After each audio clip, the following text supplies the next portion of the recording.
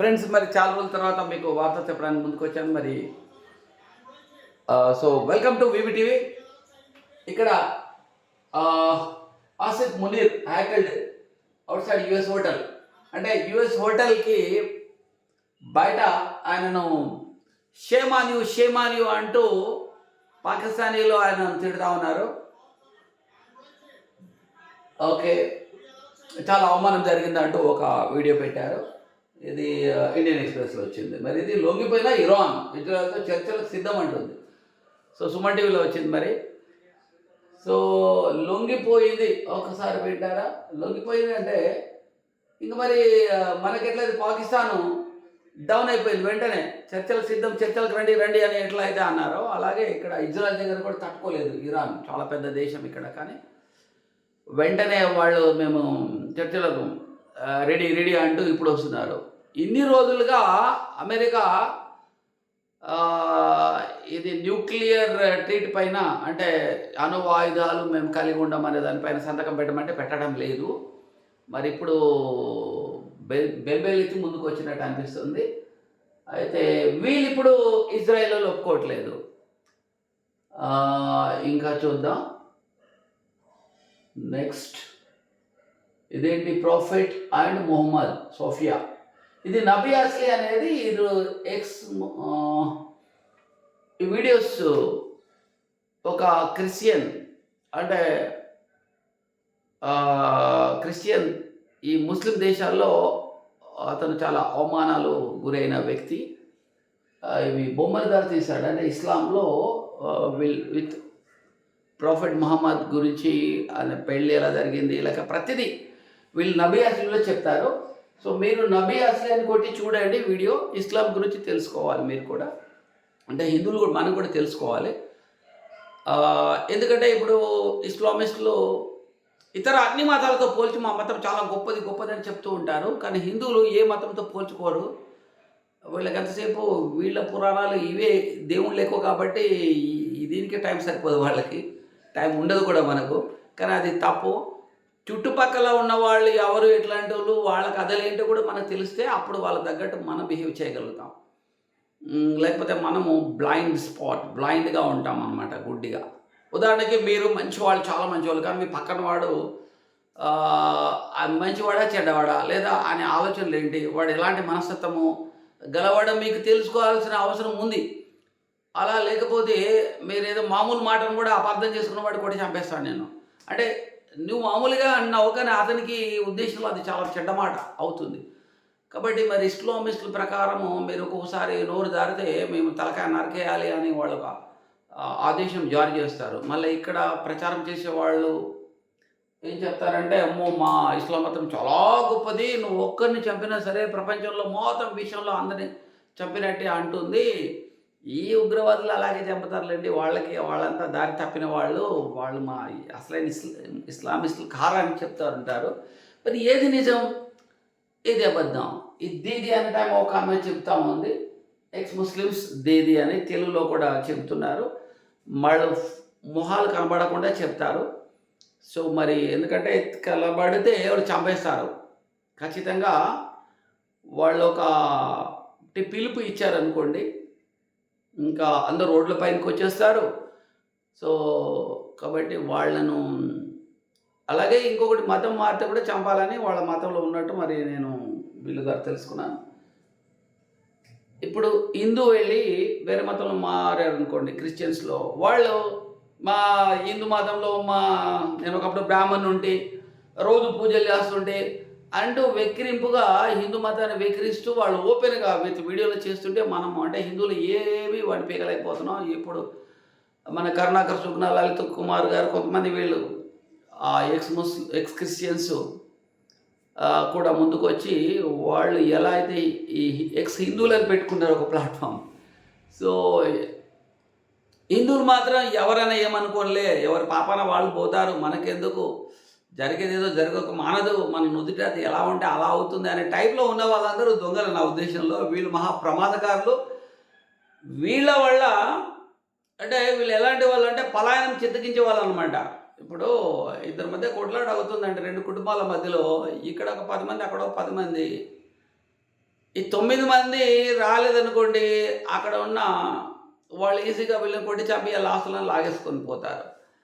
అయితే అలా ఉందన్నమాట హిందువులు. ఎక్కువ మంది ఉన్నా సరే వీళ్ళకి ఇలా ఎప్పటినుంచో వీళ్ళకి పురాణాలు, సినిమాలు ద్వారానో రకరకాలుగా వీళ్ళు ఆల్రెడీ వీళ్ళ మైండ్ పొల్యూట్ అయిపోయి ఉంది. సో, మరి చక్కదిద్దాలంటే మనం కూడా వారానికి ఒక రోజు అని పెట్టుకోవాలా. ఒకరోజు భగవద్గీత ధ్యానము, ఆత్మజ్ఞానం అంటే ఏంటి, రామాయణ మహాభారతాలు ఏం చెప్తున్నారు, ఏం నేర్చుకోవాలి, మన వేదాల్లో ఏముంది అనేది కూడా మనం కూడా ఒక సిస్టమేటిక్‌గా అలవాటు అవ్వాలి. మరి దానికి ఎవరైనా పెద్దవాళ్ళు ముందుకు రావాలి. సరే, ఇప్పుడు ముఖ్యంగా ఇది చూడండి మిత్రులారా. దీని పేరు నబీ అస్లీ. చూసి మరి కామెంట్‌లో పెట్టండి మీరు. ఆల్రెడీ చూసిన వాళ్ళు ఉంటే కూడా మీ అభిప్రాయము. దీంట్లో ఇస్లాం గురించి చాలా చాలా విషయాలు చెప్తారు. ఇది హిందీలో వస్తుంది. ఓకే. సో, ఇందులో ఎవరు యాక్టింగ్ చేస్తుంటే కూడా వాళ్ళని కూడా ఖచ్చితంగా వీళ్ళు చంపేసి ఉండేవాళ్ళు. కాకపోతే వీళ్ళు ఎక్కడ కూడా బొమ్మలతో చెప్పిస్తారనమాట. ఇవన్నీ బొమ్మలు, గ్రాఫిక్స్ లాగా చెప్పారు. అది కాక అక్కడ అందులో ఉన్నవన్నీ కోట్ చేసి చెప్తారు. మరి ఖురాన్ తెలిసిన ముస్లిం సోదరులు ఎవరు ఉన్నా కానీ చదివి చూడండి. అది ఎంతవరకు కరెక్టా, రాంగా మీరు కూడా చెప్పవచ్చు, తెలుసుకోవాలి మనం. ఎందుకంటే సత్యం తెలుసుకోవాలి, అసత్యంలో మనం బతకూడదు. అసత్యం అనేది మృత్యు లాంటిది. సో, ఇంకా నెక్స్ట్ ఇదేంటి అసలైన ఇస్లాం దీదియా, ఎక్స్ ముస్లిం దీది అఫీషియల్. ఈమె ముస్లిం లేడీ అనుకుంటాను. తను మరి ఓపెన్గా అందులో ఏమేమి ఉంది, ఎలా ఉంది, ఆమెకి ఇబ్బందులు అంటే ముస్లిం స్త్రీలకు జరుగుతున్న కష్టాలు, బాధల గురించి ఆమె అందులో చెప్తుంటుంది. అంటే ఎలాంటివి స్త్రీలను అణచివేసే ఉన్నాయి, స్త్రీలకు చాలా ఘోరమైన అవి. అది ఆమె చాలా చూసాను నేను. ఎక్స్ ముస్లిం దీది అఫీషియల్ అని వస్తుంది. సో, ఇది కూడా మీరు టైం ఉన్నప్పుడు ఒకసారి చూడండి. 2 గంటల సేపు లైవ్ వచ్చేస్తుంది. నెక్స్ట్, భారత్ హెచ్చరిక, టెహ్రాన్ నుంచి పారిపోండి. భారత్ హెచ్చరిస్తుంది టెహ్రాన్ నుంచి వెళ్ళిపోయింది అంటుంది. అంటే భారతీయులను కూడా మనం టెహ్రాన్ నుంచి వెళ్ళిపోమంటారు. ఎందుకంటే భారత్ తమ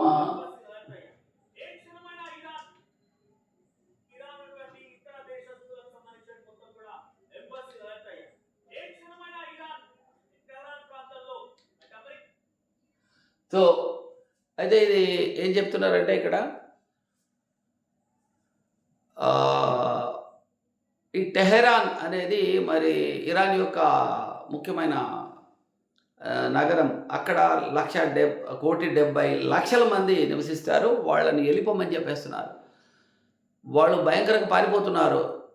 అక్కడ ఒక అణుస్థావరము ఏర్పరచుకుంది. సో, అది మీకు తర్వాత చెప్తాను. ఇప్పుడు ఒకటి పెట్టిన తర్వాత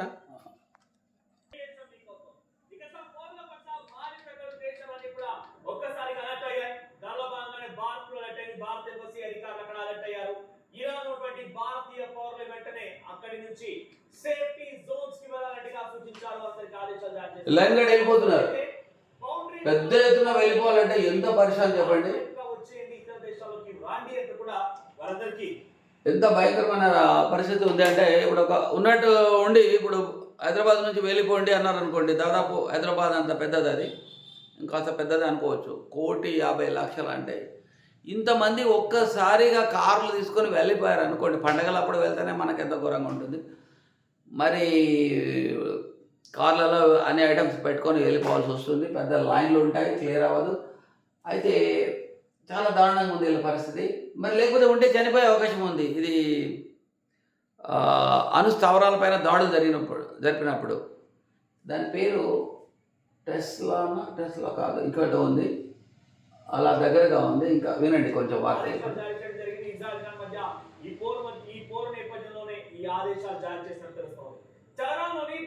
వెళ్ళిపోతున్నారు. తక్షణమే వెళ్ళిపోవాలని హెచ్చరించింది. వెంటనే ఎంబసీ అధికారులకి సంప్రదించాలని సూచించింది. తమ లొకేషన్ అయితే ఎంబసీ రెడీ ఉంటుంది, మన ఇండియన్ ఎంబసీ మరి నరేంద్ర మోడీ నేతృత్వంలో. ఎక్కడ బయట దేశాల్లో ఇండియన్స్కి ఎలాంటి ఇబ్బందులు జరగకుండా యుద్ధాలైన వాళ్ళని చాలా కంటికి రెప్పలా కాపాడుకుంటుంది. So, I salute him, his government. ఇంకా చూద్దాం ఇంకేమేమి ఉన్నాయి వార్తలు. US moves. అచ్చా, ఇంకొక విషయం ఏంటంటే G7 మీటింగ్ నుంచి అర్ధాంతరంగా వచ్చేసాడు నరేంద్ర మోడీ. అసలు అక్కడ బంకర్ బస్టర్ బాంబ్స్ స్పెషల్వి ఉన్నాయి, అవి ట్రంప్ దగ్గర ఉన్నాయట, మరి వాటిని వేయమని. ఇంతవరకు ట్రంప్ అంటిముట్టనట్టుగా ఉన్నాడు. మీరు కూడా కొట్లాడకండి, యుద్ధం అక్కర్లేదు మీకు అన్నట్టుగా చెబుతున్నాడు, కానీ లోపల నుంచి అతను సపోర్ట్గా ఉన్నాడు అన్న విషయం కనబడుతుంది.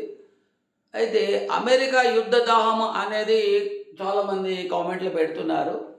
నిజానికి ఇంకొకటి, మన కమ్యూనిస్టులు కూడా ఈ భావజాలం ఉన్నవాళ్ళు ఇండియాలో కూడా అదే చెప్తున్నారు. అదేంటి మరి ఇజ్రాయెల్కేమో న్యూక్లియర్ అణుబాంబులు ఉండవచ్చు, ఇరాన్కి ఉండకూడదా? ఇరాన్కి ఎందుకు ఉండొద్దు? అది ఒక దేశమే కదా అన్నట్టుగా మాట్లాడుతున్నారు. నిజానికి ఇరాన్ అనేది ఒక పాక్సీ గ్రూప్స్ అనేవి ఉన్నాయి. ఆ గ్రూప్స్ ఆఫ్ టెర్రరిస్ట్స్ ఉన్నారు వాళ్ళు, హౌతీస్ అని, మళ్ళీ హమాస్, ఇంకొక చాలా గ్రూప్స్ ఉన్నాయన్నమాట. అన్నిటికీ కనెక్షన్స్ ఉన్నాయి వీళ్ళకి, ఐఎస్ఐఎస్ ఉగ్రవాదులు కానీ. అందుకే సౌదీ అరేబియా లాంటి ప్రభుత్వాలు కూడా ఇరాన్ దగ్గరికి రానివ్వు. అయితే ఇస్లాం కంట్రీస్ అనేవి ఉన్నాయి 57 అన్నీ, ఎవరికి ఏమైనా అందరూ ఒకటిగా ఉండాలి, మనం ఒక మతం అని. సో అక్కడున్న లోకల్ ముస్లిమ్స్ ఎక్కడ తిరుగుబాటు చేస్తారు, వీళ్ళు డిక్టేటర్స్ కదా అని చెప్పి వాళ్ళు భయపడుతూ పైకి ఇరాన్కు సపోర్ట్ చేస్తున్నారు. మరి ఇరాన్ అనేది షియా దేశము. సో సౌదీ సున్నీలు ఎక్కువ ఉంటారు కాబట్టి వాళ్ళకి పెద్దగా వీళ్ళ మీద ప్రేమ ఉండదు. ప్లస్ ఇట్లాంటి ఈ ఉగ్రవాదులు కనుక బలంగా అవుతే సౌదీ వీళ్ళ డామినేషన్కి ఎసరు వస్తుంది. అందుకే వీళ్ళని దగ్గర రానివ్వదు. మన దేశంలో ఆలోచిస్తున్న ఒక సంస్థను కూడా వాళ్ళు బ్యాన్ చేశారు. సో ఎందుకంటే ఈ ఉగ్రవాదులు కనుక పైచేయి సాధిస్తే సౌదీలో కానీ దుబాయ్ వీటన్నిటిలో కూడా యుఏఈ ఈ డిక్టేటర్స్ కూడా కొన్నిసార్లు లూజ్ ఉంటున్నారు అనమాట. ఇస్లాం అంటే ఉదాహరణకి స్త్రీలు బయట జాబులు చేయొద్దు, కానీ సౌదీలో లైసెన్సులు ఇస్తున్నారు లేడీస్కి, బయటకు వచ్చి డ్రైవింగ్ చేయవచ్చు. కానీ వాళ్ళకి అసలు నచ్చదు. మనం సౌదీలో ఒక టెంపుల్ నిర్మించినాం. అసలు ఈ కటార్ ముస్లిమ్స్ ఎవరైతే ఉంటారో, అంటే ఆఫ్ఘనిస్తాన్ లాంటి వాళ్ళు కానీ ఒక స్ట్రాంగ్ ముస్లిమ్స్, వాళ్ళకి అసలు నచ్చదు ఇలా. వాళ్ళకి అసలు ఆ సౌండ్ కూడా వినపడద్దు. ఇతర దేవుళ్ళవి కానీ ఇతరుల సంబంధించిన శబ్దం కూడా వినపడద్దు. అదే హిందువులు చూడండి ఎంత టాలరెంట్ అంటే, క్రిస్టియన్స్ విన్నా లేక ఏ మతపుల గురించి ఉన్నా వాళ్ళను ఎంతో రెస్పెక్ట్ చేస్తారు. ఎవరి మత స్వేచ్ఛ వాళ్ళకు ఉండాలి అని కోరుకునేది హిందువులు. అందుకే ప్రపంచంలో ఈ హిందువులు ఏ దేశంలో వెళ్ళినా, సౌదీలో వెళ్ళినా, అక్కడ మీరు పూజ చేయొద్దంటే సరే అని రెడీ అయిపోతారు. అక్కడ అగరబత్తులు ముట్టేద్దంటే ఓకే అనేస్తారు. ఎక్కడ అక్కడున్న చట్టాలకు అనుకూలంగా నివసిస్తారు. ఇక్కడ ఇరాక్ కాదు, పక్కన కొన్ని ముస్లిం దేశాలు ఉన్నాయి, వాటన్నిటిలో కూడా మన వాళ్ళు సౌదీ మరి దుబాయ్ వెళ్తూ ఉంటారు హిందువులు కూడా. అక్కడ వాళ్ళ అక్కడ ఉన్న చట్టాలతో వీళ్ళు పర్ఫెక్ట్గా ఫాలో చేస్తూ ఉంటారు. అయితే ఇప్పుడు ఈయన ఒక మిత్రుడు మనం 2-3 సార్లు ఫోన్ చేసి, ఆయన ఏం పేరు పిఆర్ న్యూస్ పరశురామ్ అని వచ్చింది. మరి ఇప్పుడు వేరే 470 వ్యూస్ పరశురామ్ న్యూస్ అని అయినది. ఈయన పేరు పరశురామ్. ఇరాన్ మిసైల్ దాడిలో మొసాద్ కూలిపోయింది. మొసాద్ భవనం పైన కూడా వీళ్ళు బాంబుల వర్షం కురిపించారని తెలిసింది. సాధారణంగా ఇంతవరకు ఇజ్రాయెల్కి పెద్ద దెబ్బ తగిలినట్టుగా ఉంది. ప్లస్ అక్కడ ఈ కరెంటు సంబంధించిన సెంటర్ని కూడా వాళ్ళు కూల్చేశారు. అంటే మళ్ళీ డ్యామేజ్ అయింది, వాళ్ళు కన్స్ట్రక్షన్ చేసుకుంటారు, మళ్ళీ కూడా రిపేర్ చేసుకుంటామని చెప్పారు. అయితే కొన్ని మిస్ అవుతున్నాయి. ఇది ఇరాన్ మరి చాలా బలమైన దేశము, వీళ్ళ దగ్గర చాలా మిసైల్స్ ఉన్నాయి, ఎప్పటి నుంచో పోగు చేసుకుంటూ ఉంది. అయితే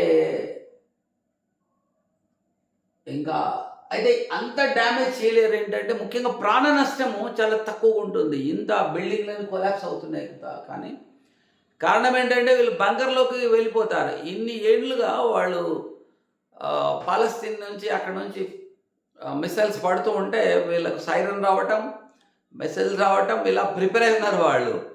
ప్రతి ఇంటికి బంకర్ ఉంటుంది. బంకర్ లేకుండా ఏ ఇల్లు ఉండదట. అసలు పర్మిషన్ మనకు అప్పట్లో ఇంకుడు గుంతలు ఉంటేనే పర్మిషన్ అన్నారు. అట్లాగా ప్రతి ఇంటికి బంకర్ ఉంటేనే పర్మిషన్. వాళ్ళ ఎప్పటి నుంచో ఇస్తున్నారు. బంకర్‌లో వాళ్ళు 3 నెలలు, 4 నెలలు అలా ఉండొచ్చు. ఎన్ని రోజులైన ఆహారం అట్లా పెట్టుకొని ఉంటారు వాళ్ళు.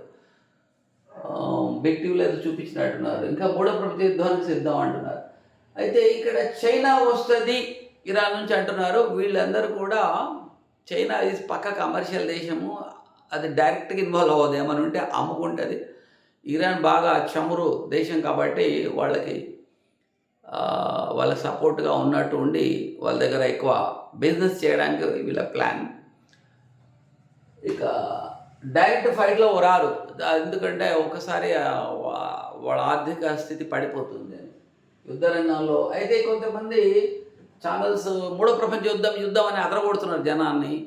సో మనలాంటి వాళ్ళు చూసి చూసి టెన్షన్‌తో నిద్ర పట్టట్లేదు వాడికి. సో అతిగా భయపడొద్దు. అలా అని ఈ కామెడీ వీడియోలు చూసుకుంటూ టైంపాస్ వీడియోలు చూస్తూ ఉండకూడదు. వాళ్ళు కుంభకర్ణ నిద్రలో ఉన్నట్లు లెక్క అలాంటి వాళ్ళు. వీళ్ళకేమో హైపర్ టెన్షన్ వచ్చి చచ్చిపోతారు వీళ్ళు. 2 తప్పే.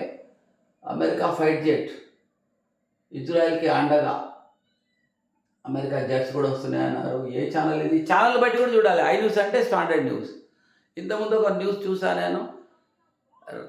రష్యా అమెరికా యొక్క 42 వార్ప్లేన్స్ అంటే తరలిస్తూ ఉంటే ఆ నౌక మీద బాంబు దాడులు చేసినట్టుగా ఒక వీడియో చూసి స్టన్ అయ్యాను. తీరా చూస్తే అది గేమింగ్ కోసం పెట్టేశారు. కాబట్టి వార్త ఏ న్యూస్లో వచ్చిందని చూడాలి మనం. ఐ న్యూస్ అనేది చాలా స్టాండర్డ్. ఇది చాలా బాగుంటాయి, రిలయబుల్ ఉంటాయి. కాబట్టి ఒకసారి చూద్దాం దీన్ని ఐ న్యూస్ను. పశ్చిమాసియా వార్ మూడో ప్రపంచ యుద్ధంగా మారుతుంది. అమెరికా కదలికలు స్పందన చూశాక ఇదే అనుమానం కలుగుతోంది. G7 సదస్సును కుదించుకొని అత్యవసర సమావేశం ఏర్పాటు చేసుకున్న డొనాల్డ్ ట్రంప్ హుటాహుటిన కెనడా నుంచి సొంత దేశానికి చేరుకుంటున్నారు. అలాగే ఐరోపా మీదుగా 30కి పైగా యుద్ధ విమానాలు దూసుకెళ్తున్నాయి. ఈ విమానాలు ఎక్కడ దిగుతాయో క్లారిటీ లేకపోయినా ఇజ్రాయెల్ కు మద్దతుగా అమెరికా 30 యుద్ధ విమానాలు అనుమానాలు కూడా ఉన్నాయి. ఇజ్రాయెల్ కు మద్దతుగా. అంటే ఇజ్రాయెల్ అమెరికా కలిసి ఇరాన్ పై ఓకే ఫ్రెండ్స్, ఇంకా నెక్స్ట్ ముందుకు వెళ్దాం మనము. అయితే ఫ్రెండ్స్, ఇప్పుడు ఇజ్రాయెల్ నమ్మించి సడన్గా అటాక్ చేసింది మొన్న. అయితే ఇక్కడ ఇరాన్ వెళ్ళి ఇజ్రాయెల్ కూడా ట్రాప్లో పడేసింది అంటున్నారు. యుద్ధంలో 2 సాధ్యమే. అయితే G7 సమావేశాలకు మోదీ, ప్రపంచ శాంతికి మోడీ సందేశము, ఆగని ఇజ్రాయెల్ ఇరాన్ పోరు. టైటిల్స్ ఏవో పెడతారు ఈ యూట్యూబర్స్ చాలామంది కూడా. నిజానికి అందులో ఉన్న పస ఉండదు. ఆ టైటిల్ చూడగానే మనం పనంతా వదులుకొని ఏంటి అని చూస్తుంటాం. తీరా చూస్తే దానికి సంబంధించిన మ్యాటరే ఉండదు. అలా కొంతమంది ఉంటారు, వాళ్ళకి రిపోర్ట్ కొట్టండి. బట్ టైటిల్కి దీనికి సంబంధం లేని ఎవరు పెడితే వాళ్ళకి రిపోర్ట్ కొట్టండి. ఇప్పుడు నెటిజన్స్ మీరు అందరూ కూడా చాలా ఒక పెద్ద వీరులు అన్నమాట. ఎక్కడ కూడా మీరు ఇలా కామెంట్ చేయడము, ఫార్వర్డ్ చేయడము, మనకు తెలిసిన గ్రూప్లో పంచడము, ఇది ఒక పెద్ద యుద్ధం. కానీ దేశభక్తి ఉన్నవాళ్ళు చాలామంది ఈ పోరాటం చేస్తున్నారు. మిడిల్ క్లాస్ కాదు, లోయర్ మిడిల్ క్లాస్ మనం చాలా కష్టపడుతున్నాం. ధర్మం అదే కోటీశ్వరులు వాళ్ళు కుంభకర్ణులాగా డబ్బు సంపాదనలో పడిపోయారు. వాళ్ళకి వాస్తవాలు తెలియదు, ఇలాంటి వాటిల్లో రారు, మాట్లాడరు కూడా. వాళ్ళు ఈ ఇంద్రియ భోగాలకు అలవాటు అయ్యారు. ఇది వాళ్ళు చాలా కింది స్థాయిలో ఉన్న ఆత్మలు. వాళ్ళు భగవద్గీత ప్రకారం వాళ్ళు ఎన్ని పూజలు ఆడంబరమైనవి చేస్తారు, ఆడంబరమైనవి, కానీ వాళ్ళు దైవ స్థితిలో చాలా కింది స్థాయిలో ఉన్నవాళ్ళు. వాళ్ళకి ఎలాంటి దేశభక్తుడే భయాలు ఉంటాయి. సో ఇంకా చూద్దాం. అమెరికా ఏం పెట్టాడు? అమెరికా పదం పెట్టాడు, రష్యా ఎంట్రీ. అసలు రష్యా ఆల్రెడీ యుద్ధంలో ఉంది. సో రష్యా వెనక నుంచే వెపన్స్ ఇస్తుంది ఏమన్నా ఇస్తే, కానీ రష్యా డైరెక్ట్ వెళ్ళి ఫైట్ చేయదు. అట్లాగే చైనా కూడా డైరెక్ట్ చేయదు. కానీ వీళ్ళు టైటిల్ అలా పెడతారు. 1990 నాకు ఇష్టమైన టీవీ, అయితే ఇక్కడ ఫ్రాంక్ చెప్పాల్సి వస్తుంది. ఒకసారి చూద్దాం ఏం చెప్తాడైనా. చెప్పనైనా. అమెరికా దళాలు అడుగు పెడితే చాలా పెద్ద తప్పు అనేది కొంతమంది రక్షణ రంగ నిపుణులు చెప్తూ ఉన్నారు. అంటే ఇరాన్ ట్రాప్ లో పడినట్టేనా ఇజ్రాయెల్ అండ్ అమెరికా సైన్యాలు? ఇరాన్ ట్రాప్ అంటే ఏంటి? ఒక్కటేనండి, ఇరాన్ అనేది అంటే నేను ఏంటి ఇరాన్ తరపున ఎంజీ రావు గారు మాట్లాడుతున్నారని ట్రోల్ చేయలేదు. ఎంజీ రావు ఇరాన్ శక్తిని అంచనా వేసుకోవాలి. ఇప్పుడు గుర్తుపెట్టుకోవాలి, ఓకే, ఇరాన్ ని ఇంతవరకు ఇజ్రాయెల్ ఎందుకు టచ్ చేయలేదు? ఎందుకు చేయలేదు? ఇరాన్ ఇంతవరకు అమెరికా ఎందుకు అటాక్ చేయలేదు? 1979లో ఇస్లామిక్ రెవల్యూషన్ వచ్చి ఈ ఖైమోని రహౌని అనే ఒక ఆయన అధికారంలోకి వచ్చాక తర్వాత ఇప్పుడు ఆయితుల్లా ఖైమనీ వచ్చారు. వీళ్ళిద్దరూ వచ్చిన 1970. ఇప్పుడు ఈయన ఎందుకు చేయలేదు అంటే చాలా బలమైన దేశం అని అంటారు. కోర్స్ నిజంగానే బలం, కానీ ఇప్పుడు తప్పని పరిస్థితుల్లో చేయాల్సి వస్తుంది. ఎందుకంటే ఇప్పుడు అణుబాంబులు సిద్ధం చేసుకుంటుంది కాబట్టి వీళ్ళు బ్యాలిస్టిక్ మిసైల్స్ వాళ్ళ దగ్గర ఉన్నాయి, చాలా ఉన్నాయి. అయినా తప్పని పరిస్థితుల్లో ఇప్పుడు అవి బ్లాస్ట్ చేయాల్సింది వస్తుంది. సో మిత్రులు చాలామంది అనుకోవచ్చు వాళ్ళకు కూడా ఉండాలని, కానీ వీళ్ళు ఇరాన్ మొత్తం ఈ ఏమంటారు ఉగ్రవాద గ్రూపుల హ్యాండ్లో ఉన్నదన్నమాట ఇది. ఇప్పుడు అదే సౌదీ ఉంది, సౌదీ ఉగ్రవాదులను ఏమాత్రం ఎంటర్టైన్ చేయదు. అది సౌదీ కానీ యూఏఈ కానీ మరి ఇవన్నీ కూడా ఇంకా ఎన్నో 57 దేశాలు ఉన్నాయి ఇస్లాం దేశాలు. కానీ ఈ ఖొమేనీ కానీ వీళ్ళు మొత్తం వాళ్ళకు లొంగిపోయారు టోటల్గా. అందుకే మీకు ఎన్నోసార్లు మీరు చూస్తే పాలస్తీనా అప్పుడు వాళ్ళు గాజా నుంచి అక్కడ జరిగినప్పుడు వీళ్ళు కూడా అటాక్ చేశారు. ఓపెన్గా మీ మీద అణుబాంబులు వేసి లేపేస్తాం మొత్తం. ఒకవేళ ఇరాన్ కనుక అణుబాంబు శక్తి వచ్చి లేపేయే శక్తి వస్తే మాత్రం ఖచ్చితంగా ఇజ్రాయెల్ లేపేస్తారు. యూదులు అనేవాళ్ళు ప్రపంచంలో లేకుండా అయిపోతారు. ఉన్న వాళ్ళందరూ అక్కడే ఉన్నారు. తర్వాత హిందువులను కూడా వేసేస్తారు అనుకోండి, తర్వాత క్రిస్టియన్స్ ఉండరు. సో ప్రపంచం మొత్తం ఇస్లాము తప్ప ఇంకా ఏ రిలీజన్ ఉండకూడదు. అలా అయినప్పుడే వాళ్ళు స్వర్గలోకం చేరుతారు అనేది ఒక నమ్మకం వాళ్ళకు ఉంది. కాబట్టి మిగతా ఏ మతాన్ని కూడా లేకుండా చేయాలనేది. అయితే అందులో కూడా మంచి వాళ్ళు ఉంటారు చాలామంది. వాళ్ళు ఏమనుకుంటారంటే మా మతం అలాంటిది కాదు అన్న ఒక మాయలో ఉన్నారు వాళ్ళు ఇప్పటికీ. సో ఓకే, లెట్స్ సీ ఎవరు ఏంటి అనేది. ఇంకా ఏంటి 79 నుంచి అమెరికా ఇప్పటి వరకు ఇరాన్ ఎందుకు టచ్ చేయలేదు? ఇంకా నేను ఎక్కువ లేదు. ట్రంప్ ఎంట్రీ ఫైనల్ స్టేజ్కి యుద్ధం వచ్చేసింది అంటున్నాడు. ఇదేంటి రసాయన ఇస్లాం గురించి తెలుసుకో. దీని మళ్ళీ వచ్చేసింది ఇది అఫీషియల్ ఖురాన్. ఆడవారి మానం అమ్మేసుకొని ధనవంతులు అవ్వండి అంటుందా? సో ఎవరు చెప్పలేని డేరింగ్, మీరు ఎక్కడ వినలేనిది ఇక్కడ చాలా డేరింగ్గా ఫోటోలు కనబడకుండా చెప్తుంది. సో ఆడియో ఇంతకుముందు నేను చెప్పాను. ఇంకా నెక్స్ట్ వీడియోకి వెళ్ళిపోదాం మనం. ఓకే ఫ్రెండ్స్, ఇజ్రాయెల్లో తెలుగు వాళ్ళు చనిపోయారా? Blasting interview. మా నుంచి దేవుడు కూడా నిన్ను కాపాడలేడు, ఖమేనీని చంపడానికి రంగంలోనికి మొసాద్. ఈ ఖమేనీని ముఖ్యంగా వీళ్ళు ఎక్కడైతే అక్కడ వీళ్ళు వేసేస్తున్నారు. వీళ్ళ హెడ్ ఉంటారు కదా, హెడ్నే వేసేస్తారు వీళ్ళు వెళ్ళి. అయితే మీరు అక్కడ గమనించండి, ఈ ఇరాన్ వాళ్ళు కూడా ఏం చేస్తారంటే వీరు వెళ్ళి జనవాసాల మీద బాంబులు వేసేస్తారు ఇజ్రాయెల్లో. సో వీళ్ళు మగాళ్ళు అంటే మనగాళ్ళు అవుతాయి. మరి ఏం చేయాలి? ఆర్మీ పైన వేయాలి. అలాగే మనకు కూడా పాకిస్తాన్తో గొడవైనప్పుడు చూశారు, పాకిస్తాన్ వాళ్ళు జనవాసాల పైన వేయడానికి ప్రయత్నం చేస్తారు. సో మనం చాలా అలర్ట్గా ఉండి మన దగ్గర డిఫెన్స్ చాలా స్ట్రాంగ్ ఉంది కాబట్టి ఎదుర్కోగలిగాం. వాళ్ళ వీక్నెస్ల గురించి అన్నీ తెలుసు కాబట్టి మోడీ నేతృత్వంలో మనం చాలా సక్సెస్ఫుల్గా ఎదుర్కోగలిగాం. కానీ వాళ్ళే గెలిచింటే మన జనవాసాల పైన పెద్ద ఎత్తున ప్రాణ నష్టం చేసేవాళ్ళు వాళ్ళు. ఇప్పుడు విమాన ప్రమాదంలో కూడా వాళ్ళ హస్తం ఉంది, టర్కీ వాళ్ళదని అని తెలుస్తుంది. వాళ్ళకి కామన్ పీపుల్ని చంపడం. ఇప్పుడు ఎన్నోసార్లు ట్రైన్లు పడేయాలని చూశారు, రాడ్లు పెట్టి రకరకాలుగా ఎన్నోసార్లు మోడీ ప్రభుత్వం ఫెయిల్ అవుతున్నట్టుగా వస్తుందని. సో ఎప్పుడు కూడా ఇజ్రాయెల్ కూడా కామన్ పీపుల్ని చంపాలని చూడదు. పాలస్తీన్లో మీరు గమనిస్తే కూడా తప్పని పరిస్థితుల్లో హాస్పిటల్ కింద నక్కి ఉన్నప్పుడు వేసినప్పుడు వాళ్ళు చనిపోతున్నారు. సో మరి వీళ్ళ టార్గెట్ గమనిస్తే మీరు టార్గెట్స్ చూడండి. ఇరాన్ వాళ్ళ టార్గెట్స్ ఏమున్నాయంటే జనవాసాలు అన్నీ కనబడతాయి. మరి ఇజ్రాయెల్ వీళ్ళు కేవలం వాళ్ళ అణుబాంబు తయారు చేసుకోకుండా మాత్రమే వీళ్ళ లక్ష్యం ఉంది. అక్కడ ప్రజలు వీళ్ళ శత్రువు కాదు. మరి అక్కడ ప్రజలకి ఎవరు శత్రువులు అంటే అక్కడ కొమోని పెద్ద శత్రువు. అక్కడ ఆడవాళ్ళు స్త్రీలు కనీసం వెంట్రుకలు ఎక్కడ కనబడడానికి వీల్లేదు. కనబడితే తీసుకెళ్ళి అప్పుడు చంపేశారు ఒక ఆమెను కొట్టి. తర్వాత ఆ గొడవల్లో చాలామంది స్త్రీలు రోడ్ల మీదకి వచ్చి ఈ వేడికి అక్కడ అసలే వేడి ఎక్కువ ఉంటుంది ఇరాన్లో. వాళ్ళు అసలు ఎప్పుడు కంపల్సరీ వేయడం వల్ల ఒక రకమైన బాధ ఉంటుంది. దాంతో వాళ్ళు అది లేకుండా మేము తిరుగుతామంటే వాళ్ళని కూడా చాలా దారుణంగా హింసించి చంపినట్టు కేసులు పెట్టారు.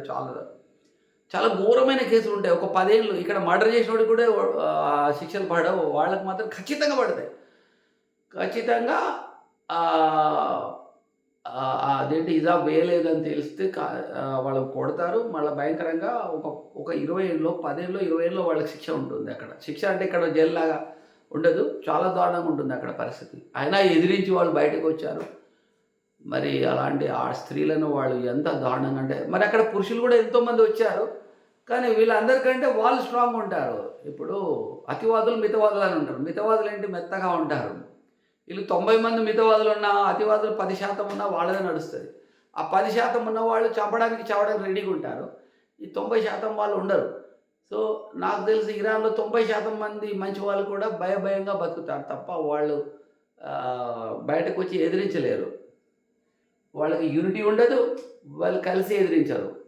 కాబట్టి వాళ్ళ ఐడియాలజీ సప్రెస్ అవుతుంది. 1970 వరకు వీళ్ళు ఫ్రీగా ఈ టాప్లెస్ అంటే ఇట్లా స్లీవ్లెస్ ఇట్లా షార్ట్స్ మీద తిరిగి అమెరికాలో ఉన్నట్టుగా ఉండేవాడు. మరి చూడండి ఇరాన్ తర్వాత వీళ్ళు వీళ్ళు అంతా ఆర్థోడాక్స్ ముస్లిమ్స్ అంతా కలిసి మన ఇస్లాం ఇట్లా అవుతుందని చెప్పి వాళ్ళు మళ్ళీ ఈ దేశాన్ని కంప్లీట్గా ఇస్లాం ఒక ఆఫ్ఘనిస్తాన్ లాగా తయారు చేసేసారు వీళ్ళు.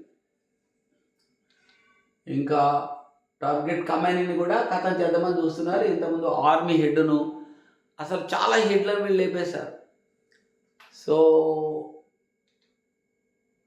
వీళ్ళు హెడ్ ఇప్పుడు ఇతన్ని లేపేస్తే వీళ్ళు నెక్స్ట్ ఈ రాజు ఉన్నాడు ఇంతకుముందు ఇరాన్లో, అతను ఇజ్రాయెల్కి అనుకూలంగా ఎక్కడ ఉన్నాడు, అతన్ని రాజుగా చేయాలని చూస్తున్నారు. వాళ్ళు ఉంటే ఈ అణుబాంబు తయారు చేయకుండా ఉండి ఉగ్రవాదులకు సాయం చేయకపోతే ఇరాన్ వీళ్ళు టచ్ చేయరు. ఇంకా వీళ్ళే డబ్బులు పెట్టి ఆ దేశాన్ని డెవలప్ చేస్తారు అన్ని రకాలుగా.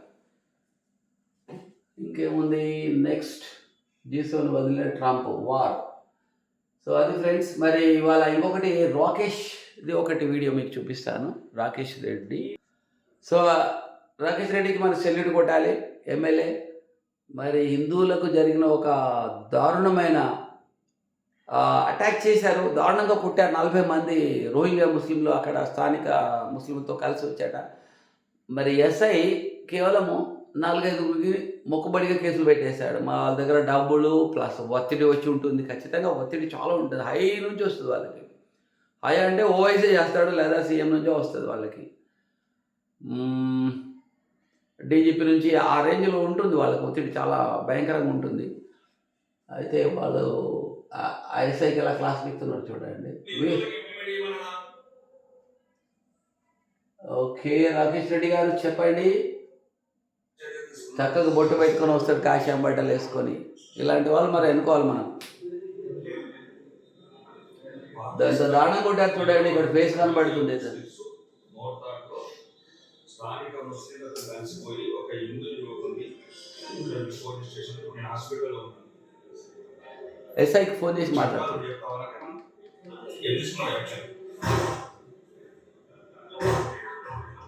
ఎంతమందికి పెట్టినావు, ఎంతమంది